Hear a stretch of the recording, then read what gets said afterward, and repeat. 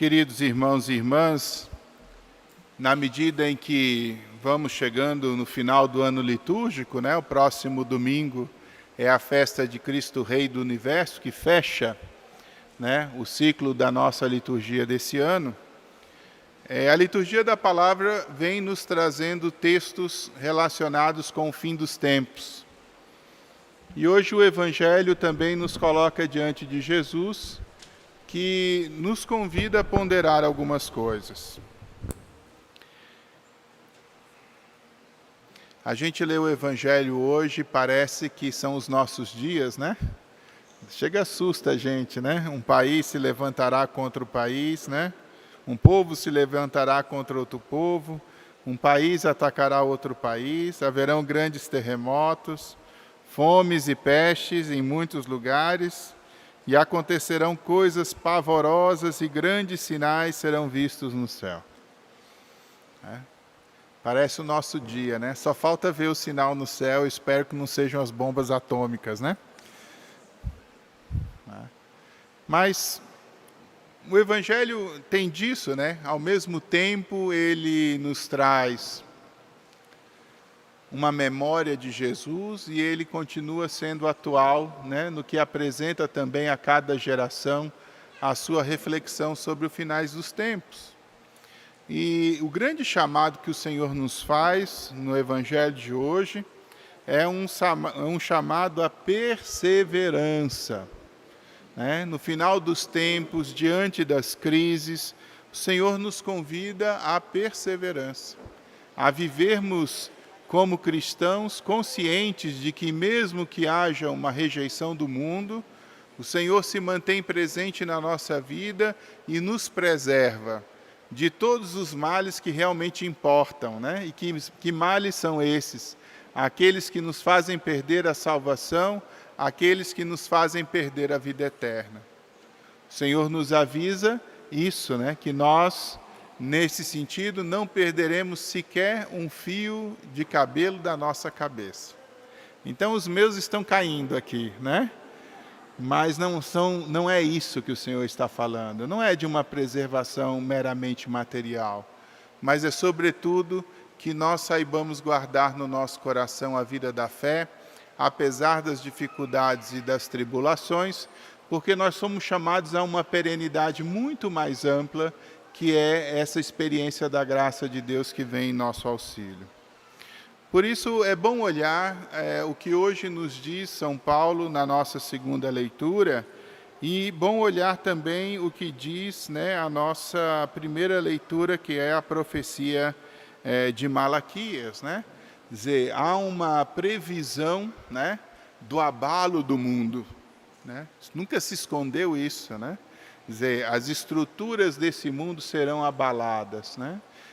O que vai fazer valer a perenidade, o que vai fazer valer a plenitude, é exatamente que nós saibamos permanecer firmes na fé e que nós não nos deixemos levar pelas coisas ou pelas circunstâncias ou pelas propostas mais agradáveis que podem ser colocadas em detrimento do Evangelho. Sobretudo, consiste num grande chamado de, mesmo diante das dificuldades, vivermos como cristãos. E aqui é muito interessante a segunda leitura, e nela quero me deter um pouco. Vocês sabem que nas primeiras comunidades cristãs, onde vivia também São Paulo, as comunidades tinham tudo em comum, Eram pequenas comunidades, era fácil de fazer isso, Viviam juntos e dividiam as coisas todas. Então, aquilo que todo mundo produzia, servia também para alimentar todo mundo. Nós mantivemos uma ideia disso na nossa liturgia. O nosso ofertório nada mais é do que isso, É uma maneira da gente ajudar e sustentar a comunidade de uma maneira geral. E esse recurso fica, para atender os pobres, para a manutenção da comunidade, para a nossa vida em comum. Então, o ofertório é uma lembrança daquilo que antes nós fazíamos de maneira bem plena, de colocar tudo para todos. Enfim, nesse tempo, então, alguns reclamam para São Paulo, mandam uma carta para ele dizendo: tem uma turma que está aqui se encostando, dizer, não estão trabalhando, não estão colocando nada à disposição de todos, estão comendo como se fosse, né, aquela coisa de esperar o fim do mundo, literalmente, né, sentar e olhar para o teto, né. E aí Paulo escreve, né, para a comunidade de Tessalonicenses, os Tessalonicenses, para dizer, olha, eu vou dar uma orientação para vocês importante, né, quem não trabalha também não deve comer, né. E é bem sensato isso. Nós não estamos falando daquelas pessoas que não podem trabalhar. Aquelas são as mais amadas da igreja e precisam ser as mais cuidadas pela igreja, não são eles. Nós estamos falando daqueles que muitas vezes não trabalham e se aproveitam do esforço e do trabalho dos outros. E aí se escreve, e Paulo diz isso muito tranquilamente, né? Diz assim, olha, a gente recomenda então a esses dois, né, que, né, trabalhando com o resultado do seu sustento, comam com alegria. Diz assim, manda eles trabalharem, né? E é esse o caminho que a gente precisa compreender aqui, talvez de uma maneira mais ampla.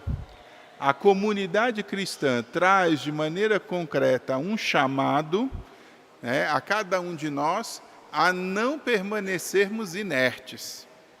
Significa que a vida cristã é um chamado para que a gente produza, para que a gente faça crescer, para que a gente desenvolva, seja naquilo que são as nossas competências individuais e humanas, seja na necessidade da nossa própria comunidade.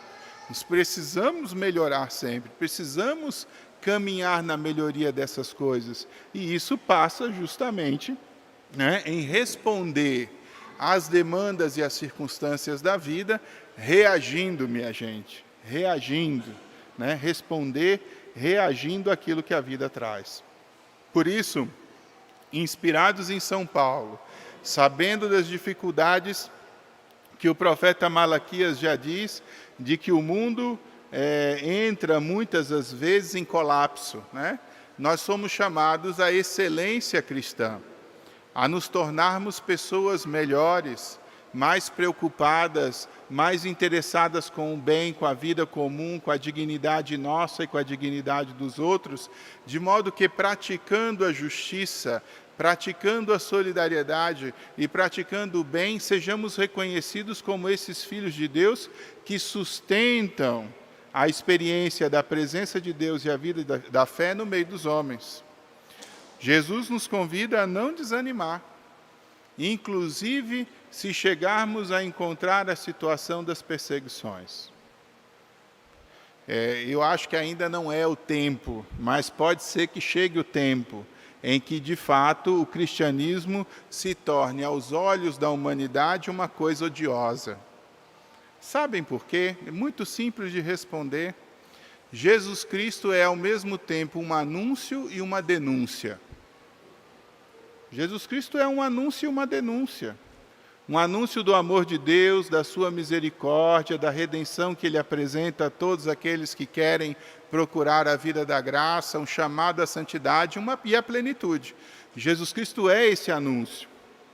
Mas Jesus Cristo também, por ser o anúncio da salvação e de todas as coisas que são boas, é também denúncia de tudo aquilo que não presta.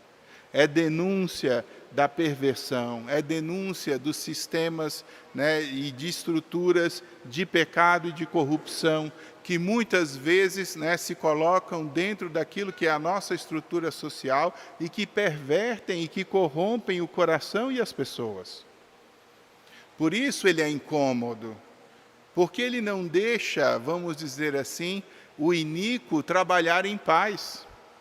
Porque ele deixa incomodado exatamente aquele que na perversão não constrói, não estrutura e não orienta a experiência do bem. E é aqui justamente onde nós vamos ver a distinção entre aqueles que são cristãos e aqueles que não são. Quem são os cristãos? Os cristãos são aqueles que na experiência do amor de Deus se colocam a serviço uns dos outros e a serviço da humanidade, de modo a construir o reino de Deus a partir de uma sociedade mais justa e mais fraterna. Se pedir para eu repetir isso, eu não dou conta. Né? Mas está gravado, né? Então depois vocês vejam lá. Mas esse é o cristão. Esse é o cristão. É aquele que coloca a sua vida por amor a Deus, a serviço dos outros, em vista de construir uma sociedade mais justa e mais fraterna, ou seja, em vista de construir o bem comum. Quando nós encontramos na vida pessoas assim, e quando os bons se aliam, nós somos capazes de fazer coisas incríveis. O problema é que muitas vezes nós encontramos um bocado de João Batista gritando no deserto, né? E um deserto que não tem nenhuma disposição em escutar. A aliança dos bons urge, né, para que nós possamos começar a construir uma sociedade mais justa e mais fraterna. Então, não fiquemos indiferentes, né, diante das crises que o mundo nos apresenta, mas, pelo contrário, nos posicionemos como cristãos, como aqueles preocupados com o bem, com aqueles preocupados com a verdade, com aqueles preocupados com a justiça, com aqueles que se tornam solidários com aqueles que sofrem, com aqueles capazes de construir, né, o reino de Deus no modo como nós atuamos entre nós e para com os outros. Peçamos ao Senhor, então, sobretudo nessa Eucaristia, que sigamos o exemplo de Paulo, que não era pesado a ninguém e, no entanto, acrescentava tanto às comunidades que ele participou e em que ele conviveu. Sejamos aqueles que colocamos o que temos à disposição dos outros com a consciência de investirmos no bem comum e que nós saibamos motivar, né, a comunidade cristã, a não ser como esses dois que estão sentados aí esperando, né, o fim do mundo, comendo e bebendo do esforço dos outros. Né? Que nós sejamos, sobretudo, aqueles que são os verdadeiros construtores de uma sociedade mais justa e mais fraterna. Louvado seja nosso Senhor Jesus Cristo. Sempre seja louvado. Creio em Deus Pai, Todo-Poderoso, Criador do céu e da terra,